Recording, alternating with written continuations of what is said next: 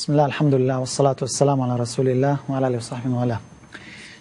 Today, inshallah, in the seerah of the Messenger sallallahu alaihi wasallam, we are moving to another stage in the Medinan era.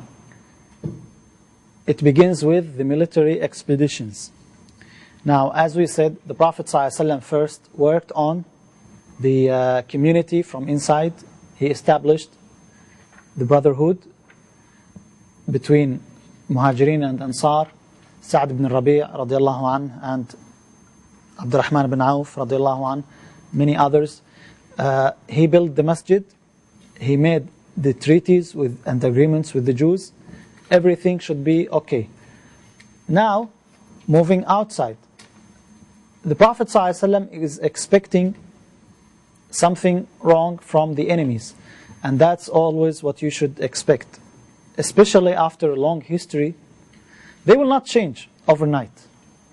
So you should be smart, and you should have the leadership which allows you to prepare yourself. That's what the Prophet ﷺ did. Especially after the threat of Quraysh. Now, Quraysh, after the Messenger ﷺ left and the companions, they were not pleased with that. They did not say, okay, alhamdulillah. No, they wanted to stop it. Why? Because they felt it is a threat for all of them. They saw what happened in Medina. It became Muslims. And they don't want this to happen in Mecca. And that's the kufr always. Look at people nowadays. Why they oppose Islam? The moment they hear there is an Islamic state coming, they will fight it. They tell you we want democracy. But once the Muslims take over through democracy, no, that's another issue. And this happened. It happened in Algeria, 1991. The military intervened. America did not do anything. On the same year, there were elections in Thailand. And American forces were there. In Iraq. So, we don't want to go to the politics, but that will happen always. Interesting. So, the Muslims should be strong. How you strengthen your society, how you strengthen your country, as we said, you have your community, the people, you have the economy, you have the military. Now, the Prophet ﷺ intending to establish the first unit, soldiers. Especially, as I said, after some incidents that happened. And it happened to one of the companions himself, Sa'd ibn Mu'adh radiallahu anh. Sa'd ibn Mu'adh radiallahu anh, he was the leader of Banu Abd al-Ashhal from the Aus, from the Ansar. He went to Mecca for Umrah. Again, Mecca cannot lose, it is religious center. It cannot lose that rank. So people have always to go there. Sa'd bin Mu'adh radiallahu anh, he accepted Islam. He went to Mecca to perform Umrah. He was with his friend Abu Safwan, one of the friends of Jahiliyyah. Abu Safwan, Umayyah bin Khalaf. And we know how Umayyah bin Khalaf was a mortal enemy for Muslims. However, look at the relationships. You need to understand the diplomacy. You need to understand their system, the tribal system. They had relations before Islam, so they did not harm him. Umayyah bin Khalaf, he was a friend of Sa'd bin Mu'adh radiallahu anh. So Sa'd bin Mu'adh radiallahu anh came and he performed Umrah. During that time he met with Abu Jahl. Abu Jahl was not pleased with that. Abu Jahl, the head of the kuffar, he said, you are from Medina. Sa'd radiallahu anh said, yes. He said, you are from the people who gave shelter to the Messenger ﷺ, to Muhammad. Had it not been for Umayyah, you would never be able to perform tawaf. We would have harmed you. Why? Did Sa'd bin Mu'adh do anything wrong to this man in particular? No. But because what he did too, because he helped the Messenger ﷺ. So again, the animosity of kuffar to the religion and to its followers. Do not say, when it happens, I am a good person, so they will save me. Look at Kosovo, Bosnia, what happened to Muslims. There were some Muslims who are not even, in reality, they are not Muslims. There were Muslims who were carrying the cross. They don't know. They are 100% ignorant. Did the kuffar show mercy to them? No. All of them were killed. You need to learn this. History repeats itself. So that's what happened. Now, will the Prophet ﷺ say, yeah, it is an individual incident, or we take the precautions? You better take precautions. And that's exactly what the Messenger ﷺ did. He established the first unit of the army.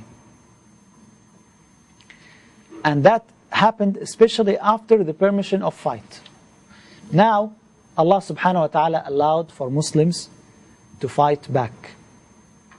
This was the first ayah. The ayah was revealed, أُذِنَ لِلَّذِينَ يُقَاتَلُونَ بِأَنَّهُمْ ظُلِمُوا. It was permitted for those who were fought that injustice was done to them. And then the ayah of Surah Al-Baqarah, وَقَاتِلُوا فِي سَبِيلِ اللَّهِ الَّذِينَ يُقَاتِلُونَكُمْ. This ayah allowed for Muslims to fight back. And fight in the cause of Allah subhanahu wa ta'ala those who fight you. وَلَا تَعْتَدُوا. And transgress not. إِنَّ اللَّهَ لَا يُحِبُّ الْمُعْتَدِينَ. Indeed, Allah does not love those who are transgressors. So this ayah gave the permission for the Prophet ﷺ to fight back. Before that, for 13 years in Mecca and 1 year in Medina, were they allowed to fight? No. What are the reasons they were not allowed to fight? We mentioned that in the Meccan era. When you are weak, you need first to strengthen yourself, spiritually and physically. Even nowadays, how do you expect from Muslims, let's be honest, who eat up riba, who drink alcohol, who fornicate, do you expect from them to fight in the cause of Allah subhanahu wa ta'ala? They will run. They will run. It is not easy thing. The battle is not easy thing. First, you establish yourself. That's why in Mecca there were many commands that were abrogated later on. Even when you withhold yourself, control yourself, that's jihad by itself. If you are unable to do that jihad, you will not be able to do the other jihad. You build yourself, because if you will react only, they did injustice to you, you may do injustice to them. When you establish yourself, you build your iman, you will never do injustice. So you will be just, even if they did injustice.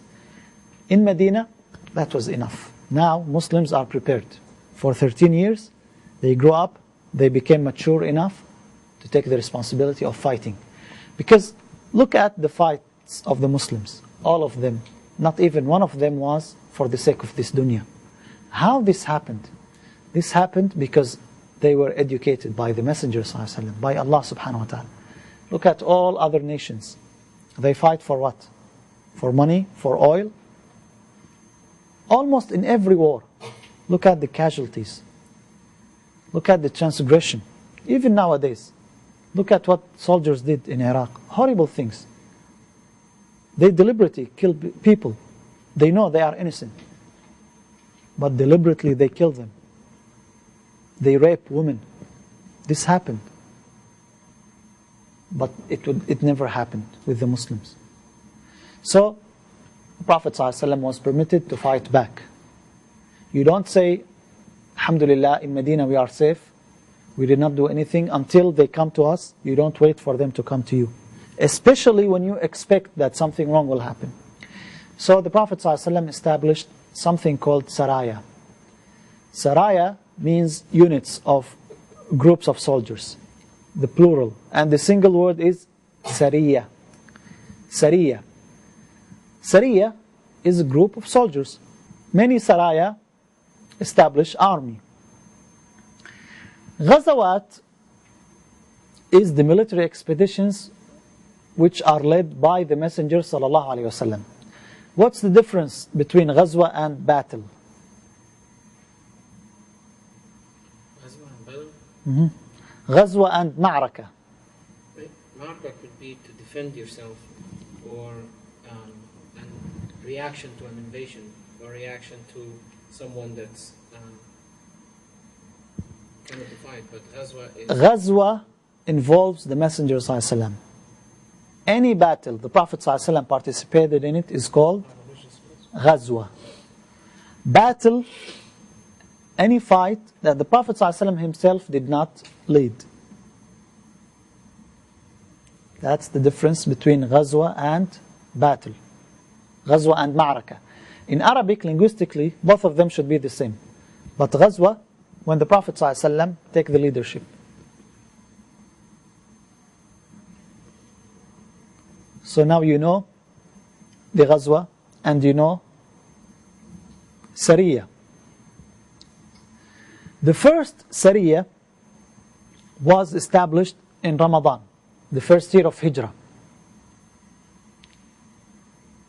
When did the Prophet ﷺ arrive in Medina?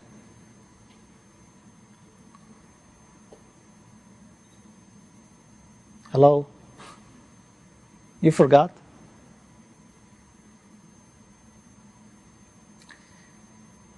Okay, I will not tell you.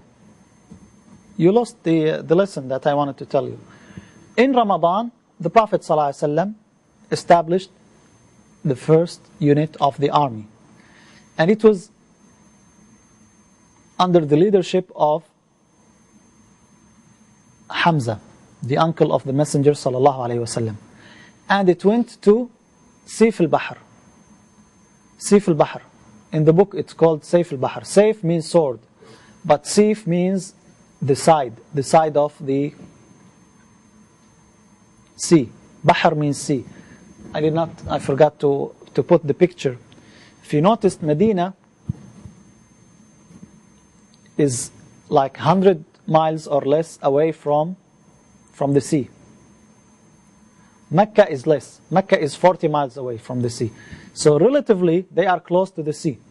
Usually, the road for the caravans goes that way, close to the sea. Why? It is less hills, less valleys, so it is straight path. It is easier. So the Prophet ﷺ sent this Sariya under the leadership of Hamza radiallahu anhu. And it was called Sariyat Sayf al-Bahr. Why? Because they went that side. They went to the side of the sea. It was established in Ramadan of the first year of Hijrah. Now, what's the major role of these Saraya? Why the Prophet ﷺ established them? Why he sent them while there was no real battle yet? As a show of military might. As a show of military might, that we are As a show off that we are strong? Yes, that's one of the lessons, but not a major one. We have three major things. The Prophet ﷺ established these Saraya for three major roles. The first one, to secure the outskirts of Medina. You want to secure your area. Again, you don't wait until something comes. Why people put alarm on their houses? Prevention. Can't they call 911 as long as someone broke in? Do you wait until someone breaks in? Or in advance you take the precaution? Usually and always, when you take the precaution, the loss will be less. The same thing with military. When you take a precaution, you have guards outside. They will inform you. You will be prepared. While if you wait until they come, you will lose more. So that's the first. And that implies what you said also. When people around see that there is military, they will, because again, the nature of Arabia until that time was what? The stronger takes over. They fight. If they know they can get something from you, they will fight you. Jungle law. That's it. This is number one. Number two, intercepting the Meccans' caravans. What do we mean by that? Mecca, in principle, by essence, their economy based on what? Trading, caravans. Now, you as Muslim, you want to intercept that, which means you will take their goods. Now, isn't this thug's job? Isn't that what the thieves are doing? Not at that time. Not at that time. So it is justified to take people's money, to ambush them, No, to weaken them. To weaken them, yes. cut off their economy. Because if you cut off them going with the caravans, then they won't be getting any goods. It's like their main lifeline. Is that permissible to weaken them? It's just like the boycott that What? They left you alone now. You are in Medina, they are in Mecca. Why you are doing this? Hmm? They used to do this to them. They used to do this? Boycotted them as well. Okay, that's good. They boycotted them. That's good. Yes, Fatima. AREES said that it is their money. It is their money. That's correct. Remember, the Muslims, when they left Mecca, did they take anything with them? No. Did they allow to take anything from them? Did they tell them, oh look, you left this, we will give it to you? So it's my money. If you took it by force, that does not mean I agree on it. I just want my money back. That's all. The Prophet ﷺ was honest with them, 100%. That's why he kept Ali radiallahu anhu. So he gave them their goods, but he did not take what he owns, what belongs to him. The same thing with Muslims. So this is number one. It's not really their money. It is our money. This is one. Number two. This is a strategy in war. Economy is very essential in war. It's just like the military. And that's what was used by the kuffar themselves. They boycotted the Muslims. So the Muslims now are using the same strategy. Number three, they did not leave the Muslims alone. They are still intending to harm them. By this, you are eliminating this harm. You are weakening them. Okay, so that's number two. And not only that, when they see that their trade is intercepted, they will know that there is a military. And your job as a Muslim, to strengthen yourself. وَأَعِدُّ لَهُمْ مَا اسْتَطَعْتُم مِّن قُوَّةٍ. You don't show yourself as weak and you wait until they come and fight you. This is number two. Number three, the job of these saraya is to establish peace around Medina. So like group of Muslims, soldiers, they go there and there is a tribe. As I told you, this tribe, if they know that they could get something from you, they'll do it. So when the Muslims come to them, they make agreement with them. Look, we live here, we want peace. So the tribe agrees. Because you don't want, at their time, they did not have like protected area where they have radar and they could see who is coming, who is sneaking. There were no walls. Anyone could come. You don't want that to happen. So you secure the area. How? By establishing peace. Even nowadays, the country who has long borders with other countries, they have lots of trouble. How can they solve this? By establishing peace.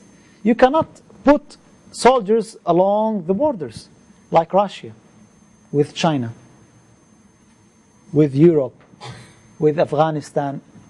It's impossible. You need millions of people to secure it. Or you need to use technology. Instead of that, what do? You make agreements. That's what was done. So look, the military strategy was there, even from day one. That's the true leadership. They will not make peace in you unless they know that you will be able to defend yourself. Yes, they did not come to you. You went to them. So they saw that you have power. And you enforced peace. So these are the three major roles of these military expeditions.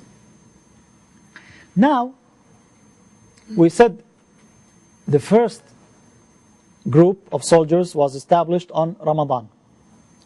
Now we're moving to the second year of Hijrah, Safar. Relatively still the beginning year. of the second year of Hijrah, the Messenger ﷺ led himself, the army. It was himself leading the army with 70 Muslims. This is called the first battle of Badr. What do you mean by that? The famous battle that happened between the Muslims and the Kuffar, actually it was the second battle of Badr. That's why they call Ghazwat Badr al-Kubra. Al-Kubra means the major one, because there was a minor one, As-Sughra. But most of the Muslims, they don't know that. They think it was one battle. Actually it was two.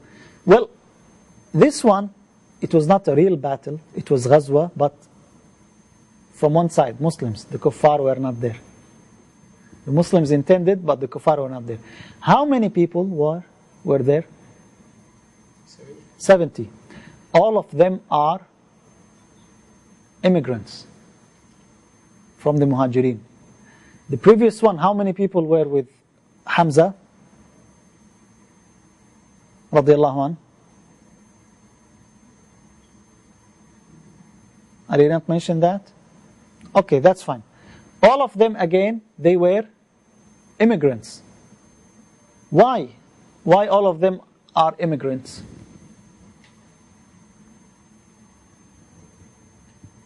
Because they're from Quraysh and they're going to fight Quraysh. So they are fighting Quraysh, and Ansar has nothing to do with Quraysh. This was a very serious stage. Very serious stage.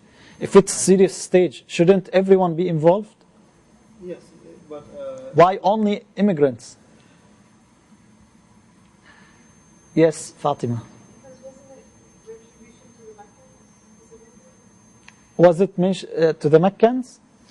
To not create animosity between Ansar? Ansar, Mecca, to keep it between the Meccan people. Okay. What was the agreement between the Messenger ﷺ and the Ansar? The Ansar will protect. Will protect the Prophet ﷺ where? Medina. In Medina. Was it outside Medina? No. Was it outside Medina? Yes, No. No, it wasn't. They did not agree to defend the Prophet ﷺ outside Medina. Their treatment was clear. Their agreement was clear. They protect the Messenger ﷺ inside Medina. That's why the Prophet ﷺ never asked them to do something more than what they promised. Look at the Prophet ﷺ, how he respected the terms of the agreement. What do you expect from the Ansar if the Prophet ﷺ asked them to leave? Wouldn't they go with him? But he did not. Respect always your agreement, even with people that you expect from them to give you what you ask for. Don't ask. What was your agreement? You abide by it. This is a great lesson from the Messenger sallallahu alaihi wasallam. So that's why in all these expeditions, it was the Messenger sallallahu alaihi wasallam himself with only the immigrants, with the Muhajirin. What happened here in this year? The Prophet sallallahu alaihi wasallam heard that there is a big caravan for Muslims. They are coming for Quraysh. This caravan is coming from that way. So the Prophet ﷺ wanted to intercept that caravan. Now, why didn't the Prophet ﷺ start himself from the first group? Why he assigned Hamza radiallahu anh? Shouldn't the leader lead with example? Unlike today's leaders, the army is in the battlefield and they are in their palaces.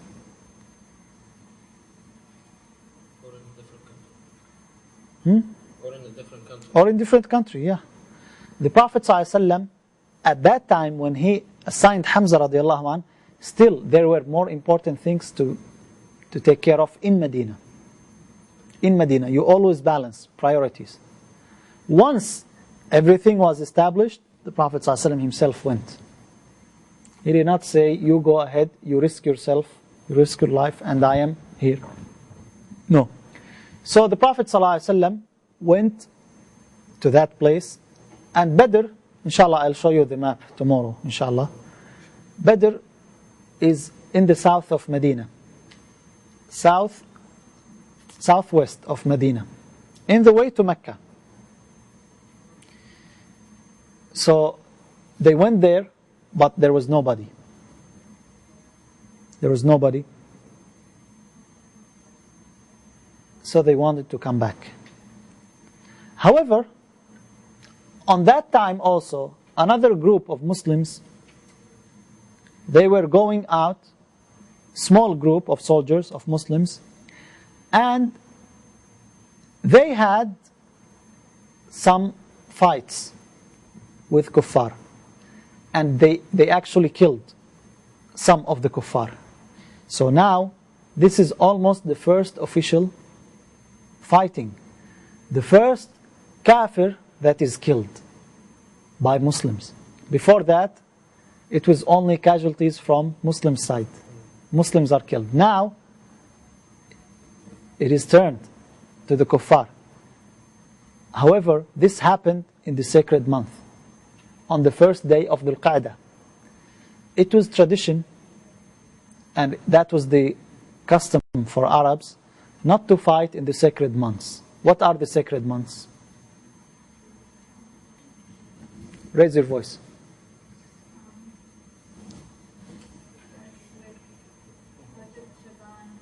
Rajab, Sha'ban, Ramadan, Shawwal. How many months are sacred? 4? She counted like 5 now. You forgot? Do you know the Arabic months or not? What are they? You forgot? Muharram, Safar, Rabi' al-Awwal, Rabi' al-Thani, Jumad al-Awwal, Jumad al-Ula, Jumad al-Thani or Jumad al-Thaniya, Rajab, Sha'ban, Ramadan, Shawwal, Dhul Qa'dah, Dhul Hijjah. We should give you the song again from Olivia. You need to memorize it. Okay. How many months are sacred? 4. Rajab, Sha'ban, Ramadan, Shawwal? No. Allah said it in the Quran clearly. إِنَّ عِدَّةَ الشُّهُورِ عِنْدَ اللَّهِ 12 شهرا في كتاب الله يوم خلق السماوات والأرض منها 4 حرم. So it is 4. But what are they? 3 consecutive months and 1 separate. What are the 3 months? Rajab, one of them. Dhul Qa'dah, Dhul Hijjah and Muharram. Okay? Rajab alone. Then we have Dhul Qa'dah, Dhul Hijjah, Muharram. Okay.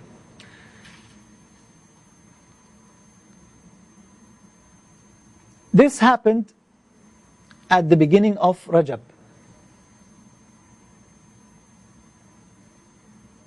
When some Muslims killed a kafir. So that was a violation. And the kuffar started the work of the media, portraying the Muslims as violators of the sanctity of the months, as terrorists. That this is something we agreed all on. It was known for all Arabs, even in Islam. You don't start the fighting in the sacred months. However, what happened is not the same. As they say, what happened is that they started one day earlier. And then, consequently, the second day, this man was killed. So they did not really start on the sacred months. And Islam tells you, if people fight you, or if you start fighting, and then it's the sacred months, do not just tie your hands and wait for them to kill you. You have to defend yourself. This is one thing. The other thing, Allah subhanahu wa ta'ala mentioned it in the Quran. يَسْأَلُونَكَ عَنِ الشَّهْرِ الْحَرَامِ قِتَالٍ فِيهِ. This is in Surah Al-Baqarah. They ask you about fighting in the sacred months. قُلْ قِتَالٌ فِيهِ كَبِيرٌ. Say, it is a big thing. It is a big deal to fight in these months. وَإِخْرَاجُ أَهْلِهِ مِنْهُ أَكْبَرُ. Yet, turning people away, out from the house of Allah is greater than this. Which means, try to know what is really greater than the other. What is really a great sin. Killing a man is not like turning away people from the house of Allah subhanahu wa ta'ala. And that's what you did to Muslims. So do not pick and choose. exactly like what's happening now. Those are terrorists. Why? They killed innocent people. Fine, we agree that killing innocent people is wrong. But what's the history beyond that? Before that, what happened? Those people whom you are claiming they are terrorists, they were kicked out of their houses. Their families were destroyed. They killed their relatives. They took their houses from them. What about all this? You forgot it? Yes, we agree, killing innocent people is wrong. But what about what's before? See how history is repeating itself? That's what's happening. We need to learn from the Sunnah of the Messenger ﷺ. Look how they use the media. You forgot about 13 years? And now you are asking about one man who was killed? And he was not, I mean, the war did not start really on the sacred months. The Muslims did not really start it. Look how they try to take advantage. They went out perpetuating that Muslims are the ones who violated the sanctity of the months. And this is what's happening nowadays. Oh, they are killing innocent people. What about others? They are defending themselves. Okay. In that time, important incident took place in Medina, in Sha'ban. Sha'ban of the second year of Hijrah. What happened? The changing of the Qibla. It happened in Sha'ban of the second year of Hijrah. The Qibla was at the beginning towards Jerusalem. Now, the Qibla is changed. Where? To Mecca. It is 180 degrees. It is not like 90 degrees. It is not swift change. It is huge. From here to there, from north to south. Because Jerusalem was north, Mecca was south. Now, what was the reaction? Or what are the lessons from changing the Qibla? Why the Qibla was changed anyway? Amna? Didn't the Prophet ﷺ always want to pray towards Mecca, and he didn't, like, and when he was in Medina, his back was turned towards the back of the Kaaba, and he would always... The Prophet ﷺ always wanted to pray towards Mecca. And even when the Qibla was Jerusalem, where did he pray? He puts the Kaaba in front of him and then Jerusalem. But when he went to Medina, he could not do that anymore. He had to face Jerusalem. Allah mentioned in the Quran, قَدْ نَرَى تَقَلُّبَ وَجْهِكَ فِي السَّمَاءِ فَلَنُوَلِّيَنَّكَ قِبْلَةً تَرْضَاهَا. We see the turning of your face to heavens, asking Allah to change the Qibla. So we will give you the Qibla that pleases you, you want. Yes? And it says also in Surah Al-Baqarah that it's a test for those to see who would follow them. It's a test, exactly. It is a test to see who follows the Messenger ﷺ. Why? Because you may be attached to some ritual, while you should actually attach to Allah subhanahu wa ta'ala, the one who legislates this ritual. وَمَا جَعَلْنَا الْقِبْلَةَ الَّتِي كُنْتَ عَلَيْهَا إِلَّا لِنَعْلَمَ مَنْ يَتَّبِعُ الرَّسُولَ مِمَّنْ يَنْقَلِبُ عَلَى عَقِبَيْهِ. To some people, that was a big deal.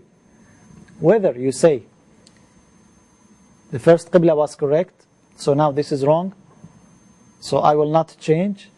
Or you say, the first was wrong, so we have been doing something wrong for years, and now we want to correct it. So you don't know, maybe in the future you will change it, so that's a big deal for us, we will not follow it. So it was a test. Why it is a test? Because what counts is your submission to Allah. If Allah told you today you fast, you fast. If Allah told you tomorrow you fast, you fast. If Allah told you you pray 3 rak'ah, you pray 3 rak'ah. Why? Now, sometimes you will not be able to find the correct answers. Yes, there are answers that are enough to give you the belief. But you will never be always to find the answers. Why Maghrib is 3 rak'ah and Isha 4 rak'ah? Why we pray Isha 2 rak'ah aloud and 2 rak'ah in silent? Because one of the brothers came to me to the masjid and he asked me, why Isha 2 rak'ah is allowed and 2 rak'ah silent? He told him, why Isha is 4 rak'ah? He said, that's not my question. I told him, that's my question to you. Why you pray 4 rak'ah? Why don't we pray 5? Why you pray Maghrib 3 rak'ah? You may find the answer and you may not find. That's a test. Now the Qibla was to Jerusalem. Now it is changed to Mecca. Why it was there first and now it's here? That's from Allah. Allah told you go there, we go there. Allah told us to go here, we go here. Is it also a sign that the leadership of mankind was removed from the Jews and placed with the Muslims? The leadership from Mecca? No, the leadership of mankind. Of mankind, yes, exactly. That's another thing. Now when the Prophet ﷺ came to Medina, he tried hard to convert the Jews. Because he knew that they know him. They are the ones who told Quraysh. But they were the first ones to reject him, and that was hard on him. So he tried to follow them in few things. He tried to share them. Maybe that will cause them to follow him. But they refused. So that was an indication from Allah subhanahu wa ta'ala. Now, you pay attention to what you're supposed to do. Do not care about them. If they will not follow you, that's fine. You follow the Qibla. And that, again, was a big deal for the Jews themselves. Because when the Qibla was changed, they said, what happened? He claims that we share many things, and now he changed the Qibla. They made a big deal about it. And that's how Allah subhanahu wa ta'ala starts the first ayah of the second juz. سَيَقُولُ السُّفَهَاءُ مِنَ النَّاسِ. The fools of mankind. Those are the ones who will say why they turned away from the Qibla. But Allah said, قُلْ لِلَّهِ الْمَشْرِقُ وَالْمَغْرِبُ. To Allah belongs east and west. Jerusalem belongs to Allah and Mecca belongs to Allah. Whether you turn your face here or there, you are turning your face to the Qibla of Allah subhanahu wa ta'ala. So they made a big deal about it, but actually it was for the benefit of the Muslims. Sometimes trials are helpful for Muslims, and that's what happened here. So they knew who is following, because if you fail in this simple test, most likely you will fail in a bigger test. If a change of Qibla did not make sense to you, how it will make sense to you to fight the kuffar outside and to kill them, and they fight you and you will be steadfast on the right path? It will be difficult. So yes, it was a sign that from now on, Muslims, they have their own path. The Jews, if they followed them, that's fine. If not, don't care about them. So that was the change of the Qibla. It's interestingly enough that all the masjids were built in Medina, even the masjid of the Messenger ﷺ at the beginning, it was to the direction of Jerusalem. And now it changed. There is a masjid, a very famous masjid in Medina called Masjid al-Qiblatain. The masjid of the two Qiblas. Which masjid is that? Have you been there? Actually, all masjids of Medina are two Qiblas. All masjids, there is no significance for this masjid. Even the masjid of the Messenger ﷺ had two Qiblas. First it was to Jerusalem and now it's to Mecca. But people call this masjid in particular for a reason. Why it is called the Masjid of Two Qiblas.